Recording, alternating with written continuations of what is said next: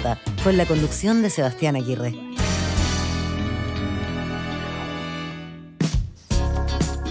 Ya estamos listos, seguimos adelante con la programación de Radio Pauta, 7 en punto. Esto es Reunión de Pauta, aquí en la 100.5, nuestro espacio de conversación, de análisis, de debate. Gracias por estar junto a nosotros a esta hora, conectados en la 100.5 en Santiago, en la 99.1 de Antofagasta, 96.7 en Valparaíso, en Viña del Mar, en Temuco también, 96.7 y en pauta.cl. Nos pueden ver de cualquier parte del mundo aquí en nuestro sitio web. Y estamos listos con nuestros panelistas para comenzar la conversación del día de hoy. Les vamos a dar la bienvenida de inmediato a nuestro panel para esta jornada de Reunión de Pauta. Todos los jueves nos juntamos con Pedro Fierro, quien ya está conectado con nosotros. ¿Cómo estás, Pedro? ¿Qué tal? Todo bien, por acá andamos, todo perfecto. Gracias por acompañarnos. Muy bien, gracias por acompañarnos. Pedro Fierro, abogado, doctor en comunicación de la Universidad de Navarra, académico de la Universidad Adolfo Ibáñez y director ejecutivo de la Fundación Piensa. Gracias por estar con nosotros, Pedro. Valentina Salvatierra también está con nosotros, magíster en Sociología de la Universidad de Oxford, investigadora del Laboratorio de Encuestas y Análisis Social LEAS de la Escuela de Periodismo de la Universidad Adolfo Ibáñez. Valentina, ¿qué tal? Bien, yo acá recuperándome de la variante Omicron. ¿En serio? De COVID. ¿Te tocó? El sábado me salió positivo, sí. Pero por suerte, para que todos sepan que las vacunas funcionan, porque yo tenía 3 dosis, como que me dio así muy suave, nunca tuve fiebre. Solamente, ¿tuviste algún síntoma o te hiciste el examen garganta, como por rigor? No, me lo hice por viaje y me salió positivo. Tenía como un dolor de garganta cuando me lo hice. Ya. Y tuve eso y congestión nasal, nada más. Así que... Pero bien parecido a un resfrío, entonces. La 4ª dosis. Sí, en verdad fue como un resfrío, ni siquiera un resfrío fuerte, un resfrío normal. Qué bueno, me alegro mucho. Qué bueno que haya sido leve. Y está con nosotros también Karen Tal, psicóloga, MBA de la Universidad Católica, gerente general de CADEM, directora de ICARE. Bienvenida, Karen. Hola, ¿cómo están? Gracias por acompañarnos. Bien, junto a Karen, a Pedro y Valentina empezamos a conversar los temas de esta semana. Nuestra pregunta para partir el programa del día de hoy tiene que ver con lo que ocurrió durante esta jornada precisamente. Lo conversábamos antes en Pauta Final, esta cumbre empresarial de ENADE 2022, donde asistió el presidente electo, Gabriel Boric. Fue su primer encuentro después del triunfo en la segunda vuelta con el sector empresarial, con los gremios, con los líderes empresariales también. Y este evento siempre es como bien esperado, sobre todo cuando se produce en un periodo de transición, de cambio de gobierno, porque hay expectativas, porque hay ganas de escuchar también cuál es el mensaje. De alguna manera, cada uno de los sectores, los empresarios, los políticos, el presidente entrante en este caso, dejan también sus mensajes con alguna invitación al desarrollo de los desafíos y del programa de gobierno que viene en camino. Y en ese sentido era bien interesante escuchar a Gabriel Boric en este espacio. Y es el primer tema que queremos abordar el día de hoy. ¿Cómo han visto ustedes, en definitiva, este mensaje del presidente electo ante la audiencia de ENADE? Me gustaría que partiéramos con Karen, porque tú estuviste ahí, Karen, ¿no? Sí, entonces puedes percibir quizás otras cosas, digamos, de tras bambalinas, también interesante respecto al mensaje de Gabriel Boric. Cuéntanos. Bueno, había harta expectativa, era el primer encuentro de Boric con el mundo empresarial. Yo creo que fue muy positivo y creo que así lo sintió en general ahí la audiencia. Así como anecdóticamente algunas personas me comentaron, lo hubiera escuchado y casi que hubiera votado por él. Básicamente, a ver, él partió diciendo, cuando me preguntan si soy el Boric de la primera o de la segunda vuelta, soy los dos. Me parece a mí que en el discurso que hizo, en que creo que dio harta tranquilidad al mercado, por hartas cosas que dijo, me parece que efectivamente convenció de que es los dos, porque sin moverse un centímetro del objetivo de transformación, que sin duda genera incertidumbre y sensación de duda e inestabilidad, él transmitió como mucha tranquilidad en cosas como que dijo la palabra diálogo unas 15 veces, habló de gradualidad, responsabilidad fiscal en los cambios, habló de que no puede haber redistribución si no hay crecimiento, los colegios van a ser los últimos en cerrar, o sea, dijo un montón de cosas que a mí me parece que fueron bien tranquilizadoras, la verdad. Interesante ver esos mensajes. Ya podríamos ir tocando algunos temas en específico, pero sigamos con la ronda de la misma pregunta, Valentina, sobre el mensaje. ¿Qué sensación deja finalmente Gabriel Boric en este discurso? Sí, yo encontré súper interesante la forma en que comienza con este poema de Enrique Lin, que se llama Cementerio de Punta Arenas. Me parece llamativo igual comenzar con un poema que está ambientado en un cementerio, además, como que no sé si es lo más... Oye, y no sabía auspicioso. que nosotros íbamos a terminar con un poema, además. Claro, además... La poesía se tomó a nada. Sí, sí, bueno, siempre que haya espacio para la poesía me parece una buena cosa. Me gustó también ese final poético.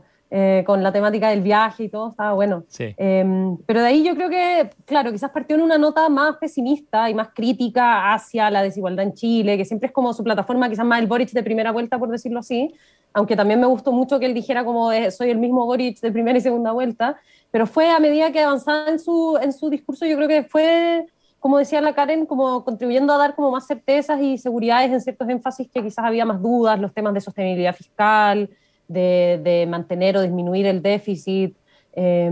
Y la parte que yo más rescataría en ese sentido fue cuando habla de la reforma tributaria. Me pareció súper interesante que hablara de que tiene que ser una reforma tributaria conversada y no ver las cosas como una confrontación entre buenos y malos, que yo creo que muchas veces se tiende a ver así como en los dos lados del espectro político y por ejemplo, hay mucha caricaturización de los empresarios como estos entes malignos y los súper ricos. Por ejemplo, el debate en torno al impuesto a los súper ricos creo que fácilmente tiende a generar una sensación de confrontación entre estos súper ricos, que son este 1%, y que siempre quieren aprovecharse del otro 99%. Y yo creo que tratar de evitar esa forma de presentar el tema de una reforma tributaria me pareció súper bueno comunicacionalmente también.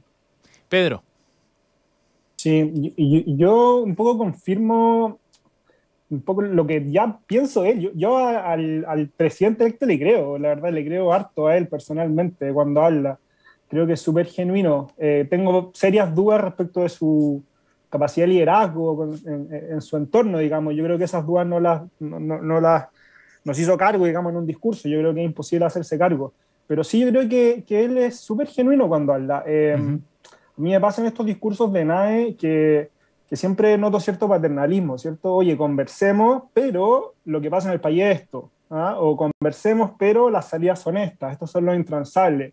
Cuando uno escuchaba su discurso, era muy distinto al resto de los discursos de hoy. Yo creo que fue sincero en el conversemos y en el dialoguemos.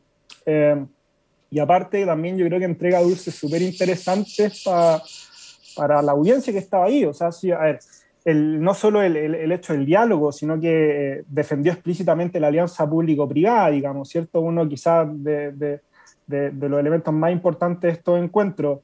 Alertó a sus colaboradores respecto a que el Estado está al servicio de la persona. No dijo persona, pero dijo de la sociedad, digamos. Quizá uno de los principios rectores de todas las tradiciones de pensamiento más ligadas a la centroderecha.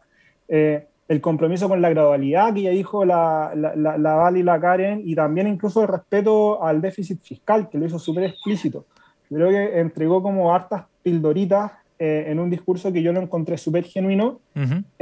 Y claro, ahora vamos a ver un poco cómo se materializan desde la elección de su gabinete hasta las primeras medidas que vaya a tomar en estos días. Pero claro, por discurso yo le tiendo a creer, digamos.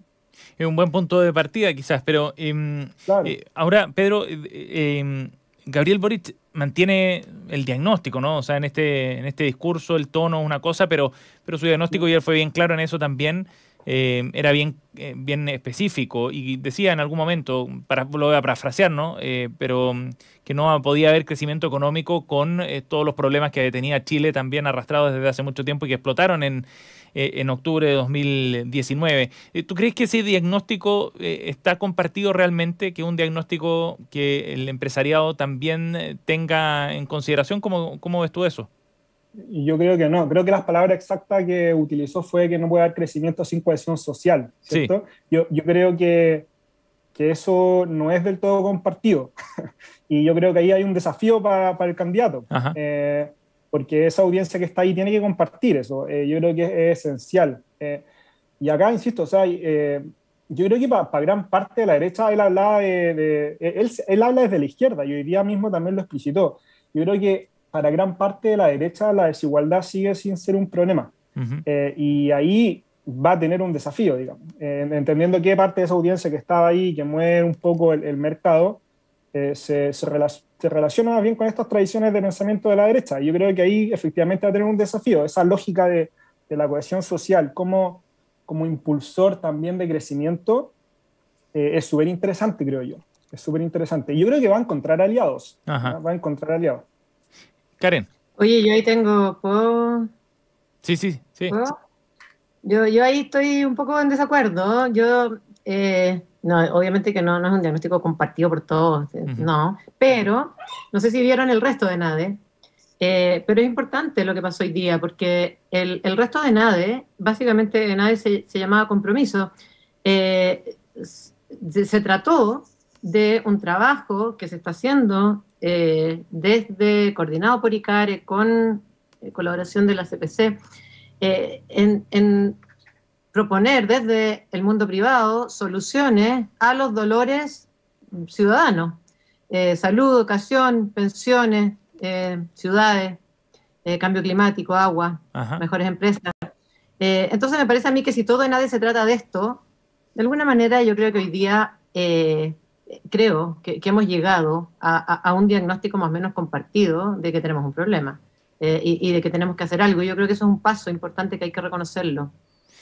Es bien relevante porque en la medida que se comparte ese diagnóstico se puede ir avanzando también en las medidas que son parte del programa importante que presenta Gabriel Boric. Claro, habrá que afinarlo, por supuesto, y llegar a ciertos acuerdos en ciertas materias, pero el diagnóstico es fundamental. Valentina, ¿cómo ves tú ese punto? Yo no sé si es exactamente el mismo diagnóstico. Yo creo que parte del diagnóstico que hace Gabriel Boric respecto a la relación entre crecimiento económico sostenible y cohesión social y menor desigualdad sí puede ser compartido, como sí, necesitamos darle soluciones a las personas en problemas de acceso a la salud, acceso a pensiones mejores, pero hay una segunda parte que yo creo que es justamente la problematización de la desigualdad en sí, que yo creo que no es tan compartida, pues. Como que yo tengo la intuición de que parte del empresariado, no sé si me gusta tanto esa palabra, pero como de la élite chilena, de la clase alta, de la gente más educada, no ve necesariamente como un problema que haya desigualdad o que haya falta de cohesión social. Como mientras la gente que está en un sector periférico de la ciudad tenga acceso a una salud buena en ese sector periférico de la ciudad, a ellos no les importa que siga habiendo un sistema paralelo de salud privada que es al que ellos acceden, que es como significativamente mejor que el que pueden tener una persona en esa periferia de Santiago o de otra ciudad. Que no lo ven como un problema, y yo creo que eso es parte de la disputa política, pues como si es que es un problema, más allá de que un sistema sea bueno o un sistema sea malo, que existan como sistemas paralelos para gente que tiene más capacidad de pago y gente que tiene menos, claro, y donde no hay como encuentro entre distintos. Sé que suena súper cliché eso, pero creo que ahí hay parte, como que esa parte yo creo que no es tan compartida, y creo que ahí es donde efectivamente quizás no se puede como dar por sentado que ese es un diagnóstico compartido, sino que creo que ahí es donde hay disputas políticas, pues, y ahí es donde todavía uno puede hablar de que hay diferencia entre la izquierda y la derecha, no es solamente esta cosa como de estamos todos de acuerdo y queremos todos lo mejor para el país. Yo comparto eso, sí, yo comparto eso, hablando un poco desde lo que más conozco que tiene que ver con la desigualdad territorial, desde que yo empecé a trabajar en la fundación, al menos, desde que empecé a trabajar, creo yo, en todos los ENAE hay mesas de descentralización o ciudades, en todas. Me ha tocado participar de alguna incluso, y siempre el tema es importante, ¿ya? Pero cuando uno habla de la dicotomía entre eficiencia y equidad territorial, siempre se va a preferir eficiencia. Y las propuestas descentralizadoras, que muchas veces quitan eficiencia en pos de algo quizás que se puede considerar más ligado a esta cohesión social que habla el candidato, o incluso eficiencia en largo plazo, tienden a ser miradas en menos, digamos, o con más recelo, ¿ya? O sea, ya, está bien, empujemos la desconcentración territorial, pero no me suban los impuestos en Santiago. Entonces yo creo que ahí hay una dicotomía que se hace como bien difícil de abordar. Karen, ¿cómo ves ese punto que lo que planteaba Valentina? Sí, o sea, yo creo que sí, que la discusión sobre si la desigualdad es un problema o no en la medida que los otros estén bien. Al final, yo creo que esa es una discusión bien conceptual que no conduce a mucho, porque en verdad, o sea, al final me parece más importante que estemos de acuerdo en que es un problema hoy día que la gente se muere esperando en una lista de espera, en que es un problema hoy día que no hay acceso a una educación de calidad para todos, en que es un problema el crecimiento a costa del medio ambiente, o sea, que estemos de acuerdo en eso me parece más importante que la discusión sobre si el problema es la desigualdad o no, porque al final esta es una discusión que no conduce a nada. Yo no estoy de acuerdo con Pedro en que en todos los ENADE es esto mismo, este fue un ENADE totalmente distinto, porque una cosa es que siempre hablemos de descentralización y otra cosa es que tomemos los principios. O sea, ENADE solo se trató hoy día de tomar los principales problemas que dieron origen al estallido social y hubo un trabajo de grupos que trabajaron arduamente durante 2 meses para proponer soluciones a estos problemas. O sea, no es que se habló entre medio, estas cosas, no se trató de... Claro, esta era la segunda etapa del... defender el emprendimiento, nada. Solo se trató de cómo podemos unirnos a la tarea de solucionar los problemas que dieron origen al estallido social. Y yo creo que eso es una tremenda novedad, tremenda. Yo estuve buscando en la mañana en la página de ICARE como las sesiones previas, porque, no fue en la mañana, fue en la tarde porque no pude conectarme en la mañana. Entonces quería saber si estaban disponibles como las grabaciones, están en la página web. No sé si ya están, pero si no están ahora van a estar en un rato, digamos. Siempre para también la gente que está escuchando pueda buscarlas. Siempre van a quedar en ICARE TV y en EMOL. Y eso es lo que obviamente no vamos a estar de acuerdo en todo, pero yo creo que sí se traducen cosas bastante concretas estas distinciones que son más bien conceptuales. Incluso bastante concretas para la ENADE. Si a mí me apuran, no sé, quizás Karen sabe más, pero ¿cuántas veces un alcalde ha participado del plenario de ENADE? Creo que una vez, que fue Claudio Castro, por estallido social. Nunca más, digamos. Entonces yo creo que, claro, si vamos a hacernos cargo de las realidades territoriales o de los problemas que en general estamos viviendo como país, esos son hitos que son súper importantes. No una crítica a nada necesariamente. Hay que hablar de la representación territorial, o sea, en el fondo uno ve los plenarios, digamos, de ENADE y claro, todos son de Santiago, es como en la lista de los 100 mejores colegios de la PSU, de la PTU, ¿cierto? Son todos de Santiago. Entonces, yo creo que ahí se generan ciertas cosas que son bien concretas y que generan frustración en la gente que no pertenece a su círculo, en los alcaldes, y en general la frustración que hemos visto que en los últimos años, creo yo. O sea, ¿y qué más concreto que eso, digamos? Solo quiero agregar que en estos grupos de trabajo, para proponer estas soluciones, que además son un punto de partida donde se pretende integrar de aquí a los próximos meses más visiones, trabajaron 100 personas, muchas instituciones, súper diversas. O sea, una cosa es quién lo presentó, pero hubo un esfuerzo de incorporar muchas visiones de regiones, de Santiago, desde distintos ámbitos de la sociedad civil. Yo de verdad los invito a ver el trabajo. No solamente las exposiciones, sino que además hay un documento que se le entregó al presidente electo en un tono, diría yo, de colaboración desde el mundo privado con su gobierno. Yo creo que eso fue lo que primó hoy día, un tono de mucha colaboración. Bueno, de hecho el mensaje, digamos, de Juan Sutil, también de Gasmuri, presidente de ICARE, iba en esa línea, ¿no? Decía que el peor enemigo que pueden tener los empresarios, entendía, es la autocomplacencia. Podemos hacerlo mucho mejor, decía, para tratar de avanzar, crecer, o inevitablemente nos deterioraremos, decía Gasmuri en una de sus intervenciones. Estamos aquí en Reunión de Pauta con Karen Tal, Valentina Salvatierra y Pedro Fierro, y vamos a ir a nuestro siguiente tema para aprovechar el tiempo en este primer bloque, que era nuestro plato de fondo, pero bueno, la ENADE de alguna manera también se comió un poco la agenda el día de hoy. De lo que queríamos hablar hoy día en particular era del tema de seguridad y de seguridad ciudadana, me refiero, de la agenda en materia de delincuencia, que ha retomado en las últimas semanas y en particular en esta un lugar prioritario dentro del debate público.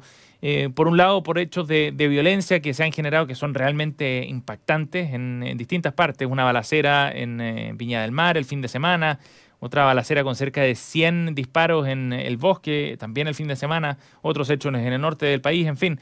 Y en medio de la instalación del nuevo gobierno, la derecha también ha ido tratando de apropiarse de este tema, ¿no? Y de retomar un asunto que es o ha sido clásicamente o tradicionalmente asociado precisamente a su agenda a su agenda política. De hecho, la creación del Ministerio de Seguridad Pública fue parte de la discusión en la comisión bicameral que se hizo para tratar temas relacionados en estas materias. Hay cierto grado de consenso y esta semana también el gobierno fue emplazado por un grupo de alcaldes sobre este asunto, lo que le permitió también de alguna manera reponer el tema en concreto en la agenda política durante esta semana.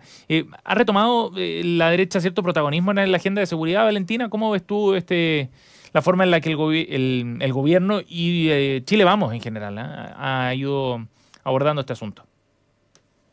Sí, yo creo que está claro que el gobierno está tratando de impulsar este tema ahora en los últimos meses que le quedan de trabajo, de posicionar, que ha pasado varias leyes en este sentido, no solamente la ley de control de armas que se promulgó hoy día, sino que creo que en diciembre fue la promulgación de la ley Juan Barrios, que endurece las penas para delitos de incendio en vehículos, en lugares ocupados, como que la va detallando porque era una ley, la estuve mirando hoy día, era una ley como de 1870, la que regulaba los delitos de incendio, entonces se trataba también como de actualizar esa ley.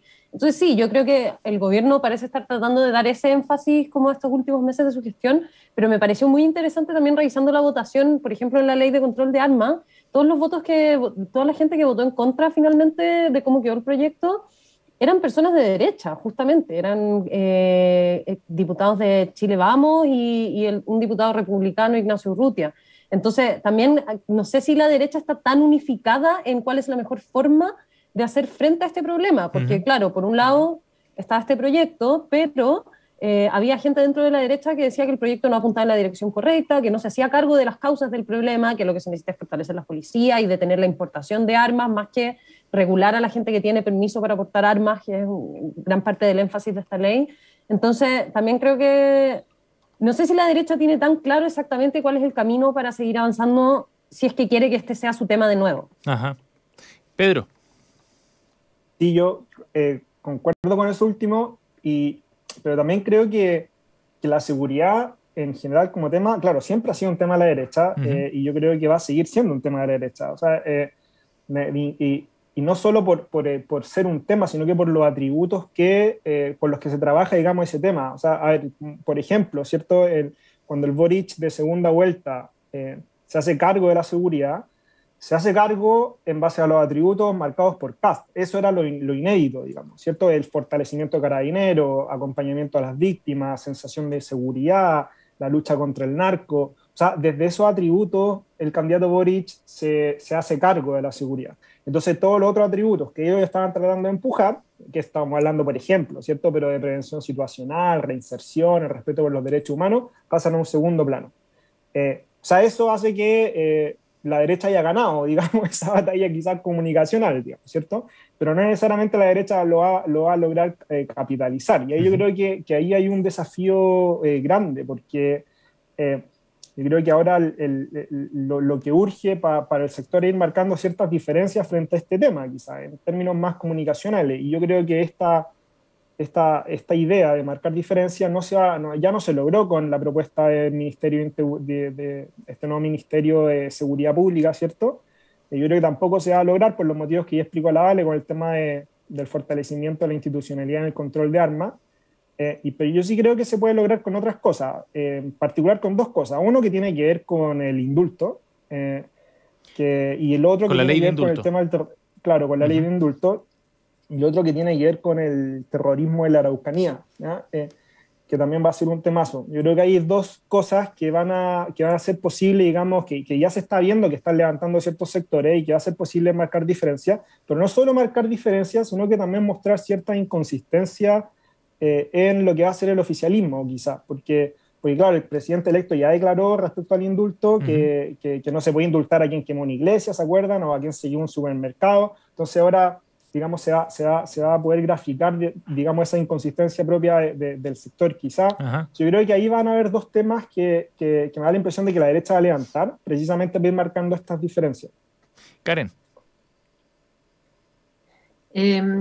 Sí, yo creo que seguramente eso va a pasar. De hecho, si uno mira lo que pasó en la primera vuelta de esta campaña, fue como un paréntesis, como del octubrismo, digamos, que veníamos y al final termina ganando Boric con un programa tan 18 de octubre, pero entre medio pasó que fue tan importante el tema de delincuencia que Kast pasa con más votos que Boric a segunda vuelta. Solo por eso, en realidad, porque la campaña fue casi que exclusivamente eso. Pero yo agregaría otra arista totalmente distinta sobre esto del Ministerio de Seguridad, que es la arista más política. Yo creo que esto es importante porque divide la creación de este ministerio, divide el rol del ministerio actual, por un lado, en el jefe político del gabinete y por otro lado en los temas de seguridad y orden público. Y creo que eso en el fondo permite que pueda haber un jefe político del gabinete que no quede expuesto a los temas complejos que significa estar en los temas de seguridad y orden público, como le pasó a Hinspeter, como le pasó a Chadwick, y que finalmente esto habría evitado que ellos pierdan su cargo y que el presidente se quedara sin su principal asesor.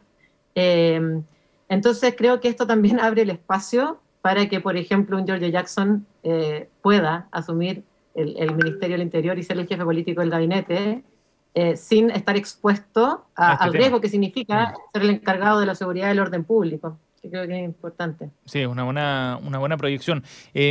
Ahora, Pedro. No me había dado cuenta de esa lista política, sí, no me había dado cuenta de esa lista política, pero es súper interesante. Sí, claro, porque es un tema que está muy, muy complejo. Probablemente uno empieza a proyectar porque viene cierta tendencia y claro, probablemente será uno de los grandes desafíos y quizá uno que ni siquiera estaba contemplado para el próximo gobierno. Sí, de todas maneras. Porque un asunto era abordarlo en tema de campaña y otro ver lo que está ocurriendo efectivamente hoy día.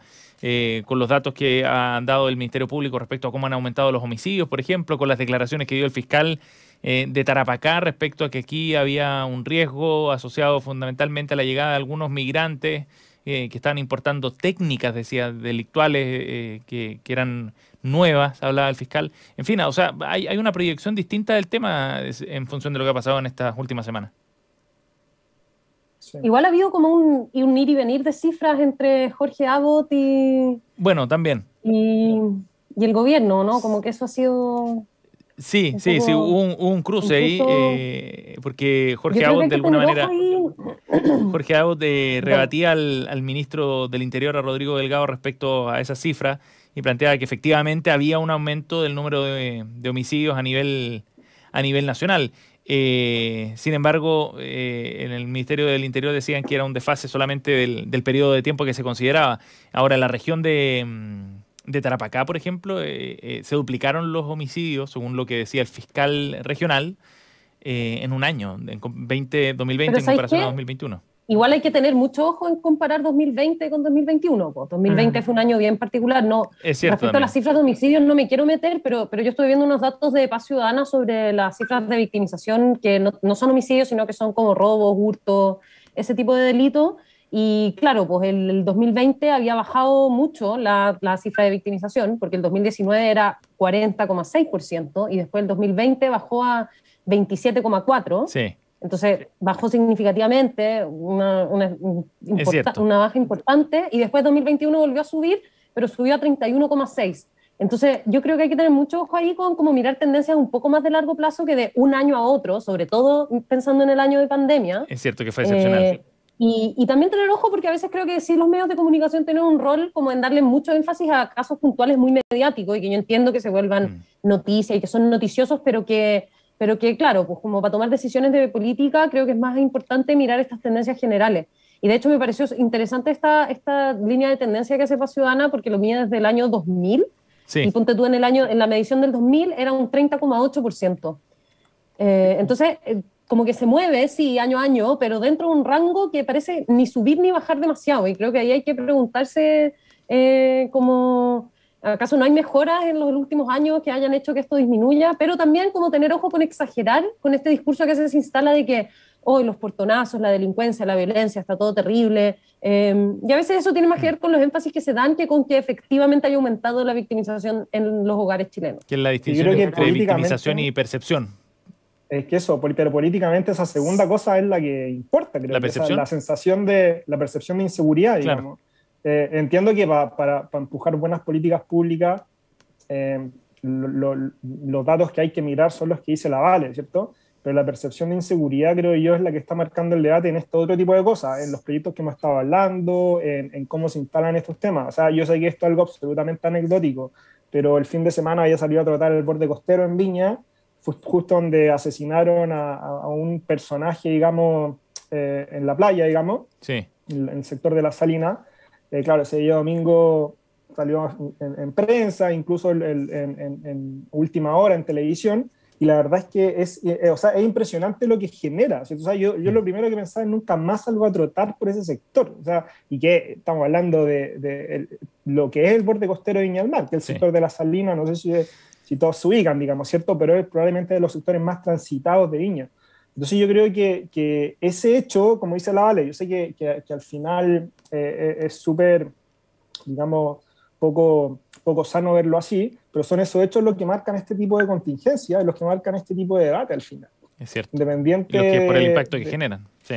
Claro. Sí, y claro, y se han producido varios de esos casos que son más impactantes también, no solo allá en Valparaíso, como decíamos, también en otras zonas. Estamos junto a Valentina Salvatierra, Pedro Fierro y Karen Tal. Se nos pasó volando el primer bloque, así que nos vamos a ir a una pausa. Son las 7:30.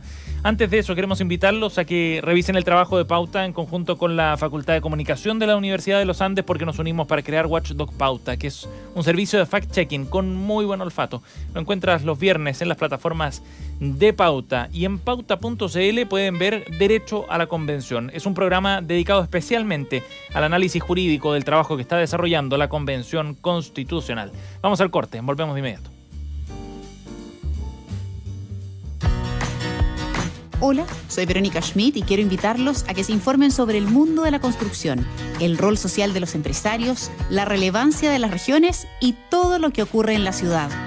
Todos los sábados al mediodía, escucha Café de la Construcción. Conduce Verónica Schmidt.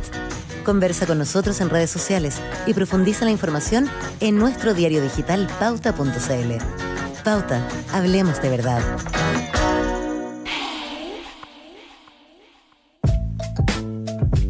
Hola, soy Isabel Plant y quiero invitarte a que hagas de tu día un día perfecto, con información relevante, actualidad, tendencias y entretención. Todo junto a una gran selección musical. De lunes a viernes, a partir de las 9:30 de la mañana, escucha a Isabel Plant en Un Día Perfecto. Conversa con nosotros en redes sociales y profundiza la información en nuestro diario digital pauta.cl. Pauta, hablemos de verdad. Todas las tardes, de lunes a viernes a las 8 p.m., Christian Warnken nos invita a pasear con él y con sus invitados en su jardín. Media hora de conversaciones y reflexiones. Una invitación a regalarnos una pausa en medio del tráfago de todos los días. No dejes de escuchar los sonidos y palabras de Desde el Jardín en Radio Pauta. La Convención Constitucional diseñará las nuevas reglas de todo un país. Pero ¿cuáles son las atribuciones de este órgano constitucional? ¿Cómo debemos entender sus decisiones? Desde un punto de vista de la técnica legal, Pauta presenta Derecho a la Convención, donde el protagonista será el debate jurídico con abogados de amplio prestigio. Acompáñanos todos los viernes a las 17 horas por nuestra señal 2 de streaming en pauta.cl. Y cada domingo a las 10 de la mañana, una repetición del programa en nuestra señal FM de Pauta. Cada día hay mucha información. Pauta te entrega un resumen informativo con lo que debes saber para estar al día en las noticias más relevantes. Suscríbete en pauta.cl a un newsletter que puedes recibir a primera hora y al final del día. Pauta, hablemos de verdad.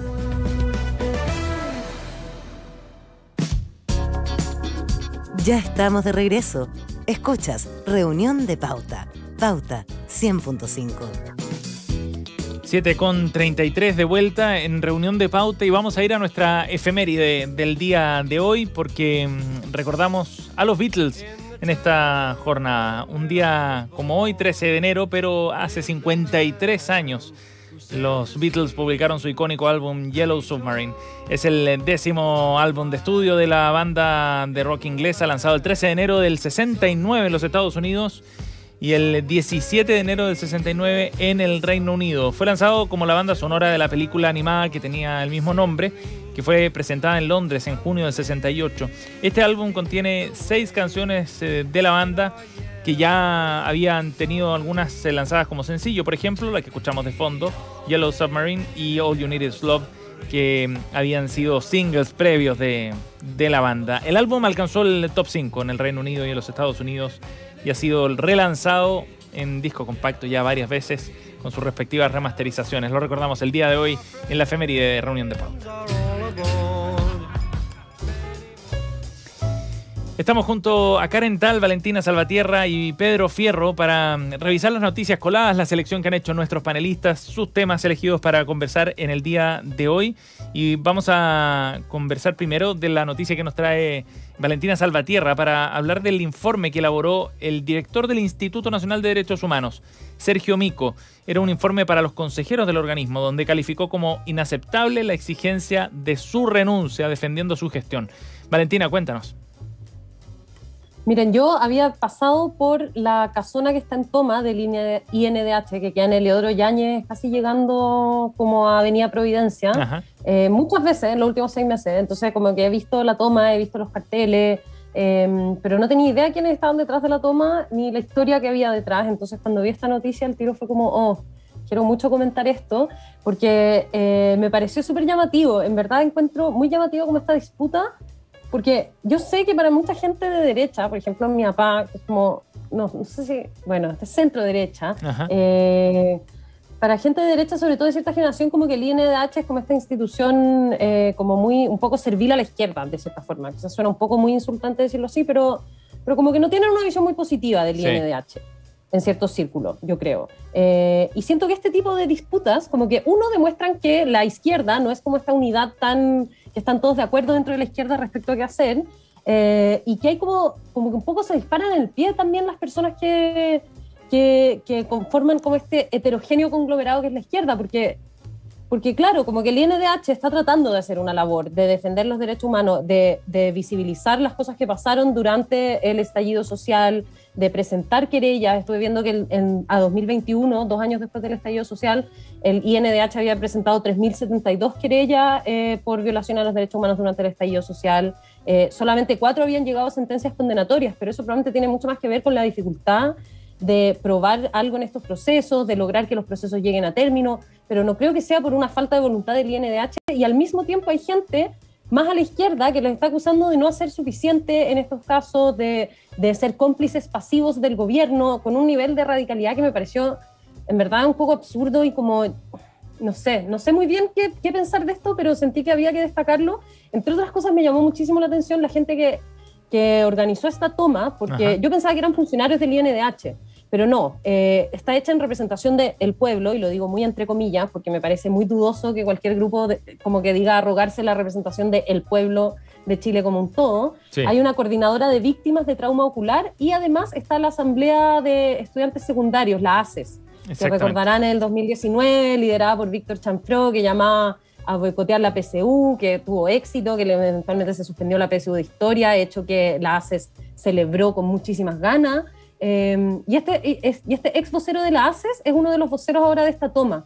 Entonces me llama mucho la atención como este nicho como de activistas profesionales de izquierda, que yo no sé si se dan cuenta que muchas veces terminan siendo más dañinos ellos mismos para las mismas causas que dicen apoyar.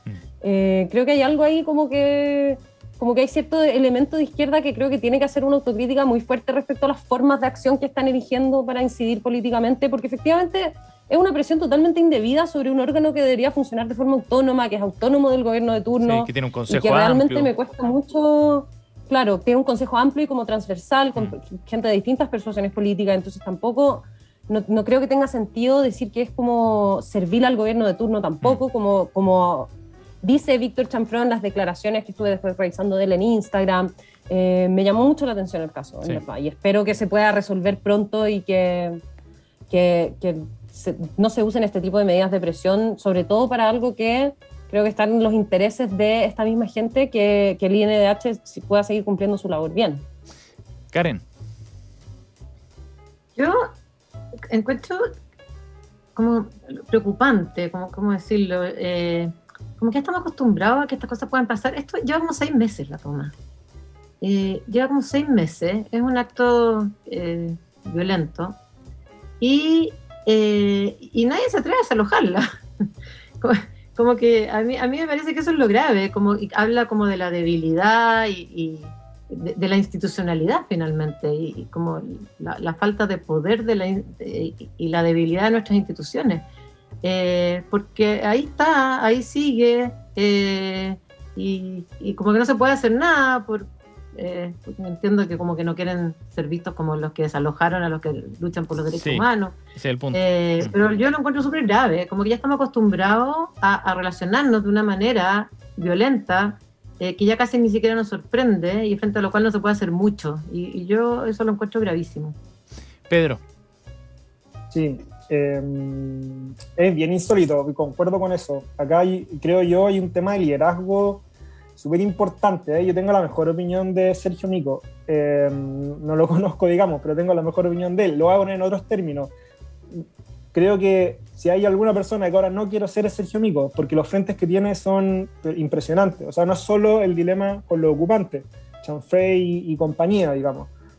Tampoco con el problema político que tiene incluso con exdirectores. Acá han habido enfrentamientos incluso por la prensa con Lorena Fíes, donde se le acusa, ¿cierto?, de la mala gestión, sino que también tiene un dilema gigantesco con su propio consejo. O sea, acá hace pocas semanas conocíamos las últimas sesiones al menos del año del Consejo del INH, y con la imposibilidad de llegar siquiera a una declaración común frente a la toma. O sea, hay consejeros del INH que validan la toma, que dicen que es absolutamente legítima. O sea, yo creo que hay una falta de alineación, digamos, que a mí me sorprende tanto como la toma misma, que como dice la Karen, ya lleva 6 meses, y estamos como que no pasa nada, digamos. O sea, si hay una noticia que ha pasado colada, y creo yo, es precisamente esta. Es larga la espera para resolver este conflicto, y no se ve ningún camino muy pronto de solución para este tema tras la larga toma de la sede del Instituto Nacional de Derechos Humanos, además de las señales políticas que se envían también, por cierto. La noticia colada de Valentina Salvatierra. Vamos a la siguiente. Hablemos de la PTU, la prueba de transición universitaria. Karen Tal nos invita a hablar de esto a partir de los 180 puntajes nacionales en la prueba de transición universitaria, que representan una baja de 22% en comparación al año pasado. Karen. Sí, en realidad a mí me parece que salieron los resultados, esto es una noticia colada realmente, son bien importantes. Yo creo que la baja de los puntajes nacionales, a mí me parece que es natural en un contexto de pandemia. Yo encuentro admirable que haya puntajes nacionales en 2 generaciones que se han preparado. Ahí tengo una hija y yo, que se han preparado como han podido. Ya creo que dar la prueba es todo un mérito. Y me parece razonable que bajen los puntajes nacionales. Lo que a mí me parece súper positivo, y la razón por la que quise traer la noticia, es que ya por segundo año, o sea, este año mantiene la tendencia que ya pasó el año pasado, a que disminuyó la brecha entre los colegios científico-humanistas y los liceos técnico-profesionales. Y eso tiene que ver claramente con el cambio de la prueba. Esta es una prueba que antes, o sea, la PSU medía muchos contenidos que los colegios técnicos profesionales simplemente no habían pasado. Entonces, en un contexto que estamos discutiendo sobre la desigualdad y las oportunidades, a mí me parece una súper buena noticia que por segundo año esta brecha es más chica, y muestra que los cambios que se están haciendo en la prueba para medir menos contenido ayudan a disminuir la desigualdad que hay en esta prueba. Y eso, junto con las noticias bonitas de algunos puntajes nacionales. Hay un joven del ex Sename que lo encuentro increíble, que sea puntaje nacional. Hay otra medicina. Chica que dijo que va a estudiar medicina, va a estudiar en la Católica. Hay otra niña que dijo que ella era una chica de Puente Alto, criada solo por su madre. Entonces me parece que son noticias positivas que hay que celebrar. Valentina. No sé si estoy tan de acuerdo con la evaluación positiva de Karen, o sea, porque creo que, por ejemplo, el hecho de que un niño del Sename saque puntaje nacional, como que para mí justamente ilustra, y que lo tengamos que celebrar tanto, ilustra lo difícil que es como que alguien que está en esas condiciones pueda salir adelante, que una niña de Puente Alto, que su mamá es soltera, saque puntaje nacional, sea tan extraordinario de nuevo. Ilustra porque no es igual de extraordinario que un alumno de un colegio particular saque puntaje nacional, y la brecha entre los colegios particulares, los colegios privados y los municipales sigue siendo en promedio 130 puntos, promediaron los colegios privados 130 puntos más que los municipales, entonces, sin haber visto, y obviamente entendiendo que hay muchas causas que explican esta brecha, pero no sé si hay mucho que celebrar en esta prueba, considerando, por ejemplo, que solo los colegios particulares mejoraron su puntaje promedio respecto al año anterior. Entonces, probablemente los colegios particulares ya están agarrándole la mano, entre comillas, a esta nueva prueba, que supuestamente está menos basada en contenido, pero aún así, sin duda es entrenable como toda prueba, mientras que los colegios subvencionados, municipales y los servicios locales de educación siguen quedándose atrás y siguen sin mejorar y tienen puntajes que, claro, es bueno que haya menos brecha entre los colegios particulares, o sea, los colegios científicos humanistas y los técnicos profesionales, ciertamente, pero, y aquí como que vuelvo un poco al punto que hice inicialmente sobre la desigualdad como un problema. Sigue siendo un problema que entre esos colegios, entre colegios humanistas, científicos, técnicos profesionales que reciben financiamiento público y los colegios particulares, sigue habiendo una brecha enorme. Y yo, bueno, esto es efectivamente es una postura más política. Yo creo que mientras la gente que tiene más recursos pueda tener a su hijo en colegios totalmente segregados del resto, es difícil que eso cambie. Como que creo que vamos a seguir viendo estos resultados hasta que haya un cambio como más sistémico, si se quiere. Ajá. Pedro. Sí, yo tengo un comentario simpático respecto a esto, o agradable, digamos, que concuerdo con la Karen, creo que una tremenda noticia lo de los colegios técnicos profesionales. Creo que hay un desafío gigante.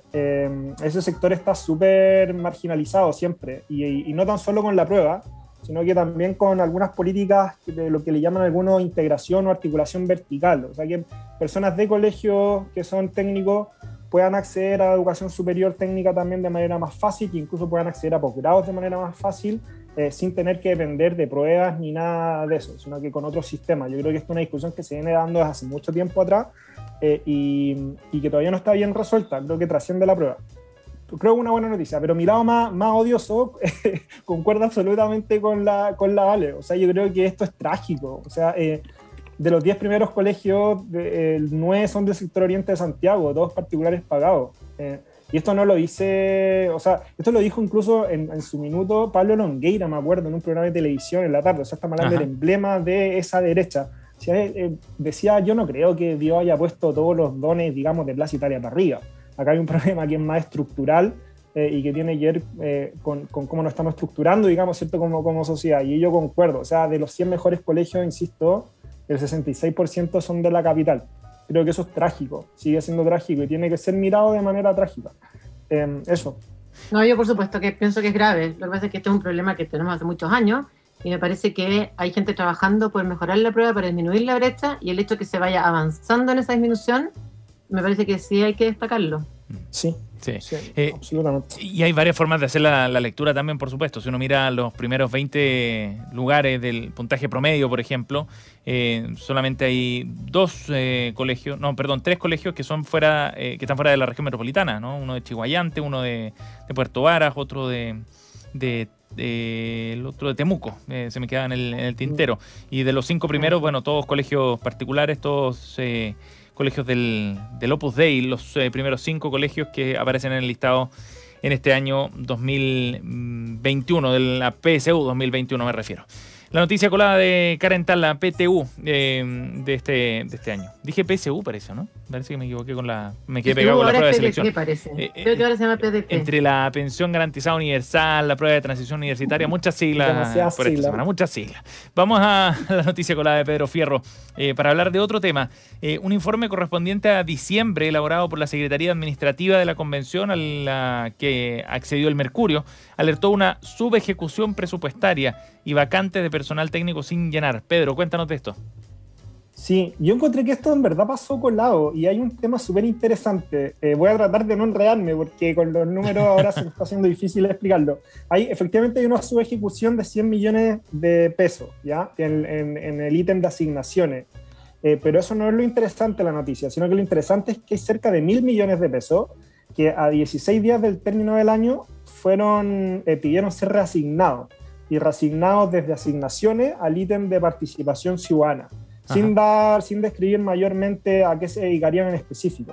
O sea que esos 100 millones de la subejecución no son solo esos 100 millones, sino que son más de 1.000 millones de pesos los que están subejecutados y de los cuales cerca de 1.000 se transfirieron a este ítem de participación ciudadana sin dar mayores especificaciones. Entonces, la verdad es que yo encuentro que esto es sano que se conozca. Yo no estoy diciendo que acá hay que mirarlo con mala fe. Puede que no haya mala fe en esto, pero sí hay que revisarlo, porque al menos hay una negligencia en la utilización de los recursos. ¿Por qué? Porque como explicaba, digamos, la noticia y el reporte que hacía la Sexpress, fueron 1.000 millones precisamente que se pidieron en septiembre como extra, como incremento a los recursos de las asignaciones, los que luego fueron reasignados al ítem de participación ciudadana. Entonces yo creo que eso, insisto, no hay que necesariamente mirarlo con mala fe, pero sí da para cuestionarse un montón de cosas, precisamente por el ítem al que fueron reasignados, ¿cierto? Que es probablemente el ítem más político que hay en la convención, con el que se ocupa va a ser trabajo territorial, digamos.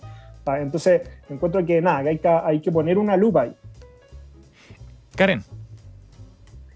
A ver, no tengo mucho que decir. Yo creo que hay que entender mejor, efectivamente, cuál es el... Yo tiendo a creer que no hay mala intención, tiendo a creer que... Mala fe. Pero sí creo positivo que se analice de manera transparente los gastos, la ejecución presupuestaria. Entiendo que eso está contemplado en un artículo. Y que la mesa analice los resultados, las recomendaciones de la Secretaría y tome las medidas que corresponda también de manera transparente. Todo eso me parece que es un procedimiento valioso. ¿Valentina?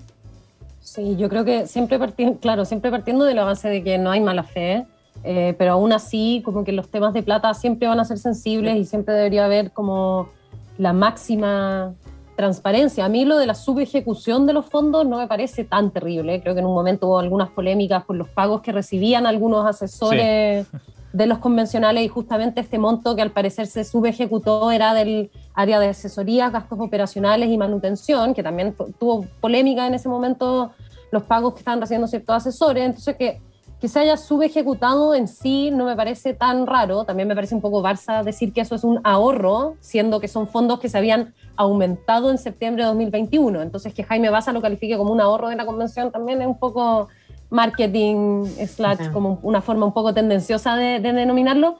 Pero sí esa transferencia de esos, creo que 970 millones, desde este ítem de asesorías al ítem de participación popular y consulta indígena, creo que sí es como un poco curioso pensar que se transfirieron así sin más, y habría que revisar bien cuáles fueron los procedimientos y la transparencia en qué se van a gastar esos recursos efectivamente durante el 2022. Y pensando además también en el tiempo de trabajo que queda, que eventualmente se podría alargar, como han planteado algunos convencionales. Estamos en reunión de pauta con Valentina Salvatierra, Karen Tal y Pedro Fierro. Y al cierre revisamos también los datos de nuestros panelistas. No nos vamos sin las recomendaciones de reunión de pauta. Pedro, ¿qué nos traes para hoy día? Sí, que me enteré, que mi cuñado vive en Rancagua y me enteré que que la radio se escucha en Rancagua. Yo no tenía idea. ¿En serio? Yo tampoco. Sí, se escucha en Rancagua, en el dial, parece que es el mismo dial que Santiago. Puede ser, claro. Sí. La verdad es que voy a recomendar un restaurante que es extraordinario, ¿no? Que se llama Oculto, que está en Rancagua, que es un restaurante japonés, venden sushi, ¿ya? Y claro, venden rolls, venden ramen, las típicas comidas japonesas, pero la verdad es que es extraordinario. O sea, yo les recomiendo ir y pedir nigiri, el que sea, con productos frescos del día, que lo invente el chef, da lo mismo. Y tienen algunos que son, no sé, de foie gras, de anguila, nigiris de centolla, dependiendo de lo que haya, digamos, ese día, que de verdad son extraordinarios. Oculto se llama, en Rancagua, para los que están viendo allá o los que vayan de pasada, digamos, en este periodo de vacaciones. Oculto, y es con Oculto K. Con K. Oculto con K, sí, exactamente. Oculto con K. Sí. Mira, buena recomendación, me gustan los datos también de fuera de la región metropolitana. Buen dato de Pedro Fierro. Karen. Yo voy a recomendar una película. ¿Ya? En Amazon subió recién una película que es antigua, del 2003, The Human Stain, o La Mancha Humana, que es la versión cinematográfica del libro de Philip Roth. Y la película es buena, es entretenida, es de Benton, es del mismo de, no sé, Kramer vs. Kramer, Bonnie and Clyde. Ajá. Y tiene algo que para mí vale la pena siempre verla. Actúan Anthony Hopkins y la Nicole Kidman, que siempre son buenas actuaciones. Y es interesante sobre Creo que refleja como la realidad norteamericana, entretenida. Al estilo de Philip Roth, digamos, ¿no? Y buenas actuaciones. Buenas actuaciones en todo caso. Una película con Anthony Hopkins tiene buenas probabilidades de ser una buena película, realmente. Buena recomendación. The Human Stain en Amazon Prime. Valentina, cerramos contigo.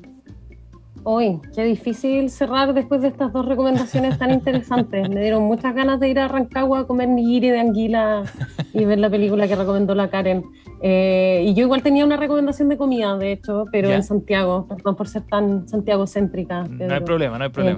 Hay una pizzería que abrió, no sé hace cuánto tiempo, pero según yo abrió hace relativamente poco. El tiempo en la pandemia es relativo, que se llama Pulcinella, que es una pizzería napolitana que queda en Providencia, cerca de esa iglesia amarilla que se llama Divina Providencia, creo, la iglesia de la Divina Providencia. Claro, queda en una callecita interior, queda en Avenida Providencia 1549, cerca de la Plaza Juan 23, como en esa zona, que hay como harta oficina, y creo que es como de las mejores pizzas que he comido en Santiago, así, sin lugar a duda, puros ingredientes traídos de Italia, siempre que uno va hay como unos señores italianos conversando afuera, es una experiencia de pizza italiana, estilo napolitana, muy, muy recomendable si andan por el barrio. Y siempre comerla ahí mismo si pueden, porque el delivery nunca llega igual de rica. ¿Cómo se llama, Vale? Pulcinella. Pulcinella. Se escribe Pulcinella. Pulcinella. Pulcinella Pizzería. Está en Instagram ahí, se ven unas fotos maravillosas de esas pizzas. Sí, tiene un Instagram muy tentador. Se ve muy bien. Y el dueño parece dijo que no iba a mandar napolitano de verdad. Mandar pizza todo a la casa. Napolitano de verdad parece, porque lo veo ahí con la camiseta del Napoli, bien preparado para recibir a los comensales ahí en Pulcinella. Buenas recomendaciones. El problema es que da hambre después de estas recomendaciones nomás. Pero bueno, ya vamos a la casa a comer. Valentina Salvatierra, Pedro Fierro, Karen Tal con nosotros. Gracias a los tres, que estén muy bien. Que estén súper bien. Chao, nos vemos. Estén súper bien. Chao. Gracias por acompañarnos. Estamos llegando ya al cierre de esta edición de Reunión de Pauta en este día jueves 13 de enero. Ya viene Cristian Barken desde el Jardín. Hoy va a conversar con el guionista, consultor de guiones cinematográficos, David Vera Meis, en unos minutos, aquí en la 100.5. Hasta mañana, que descansen.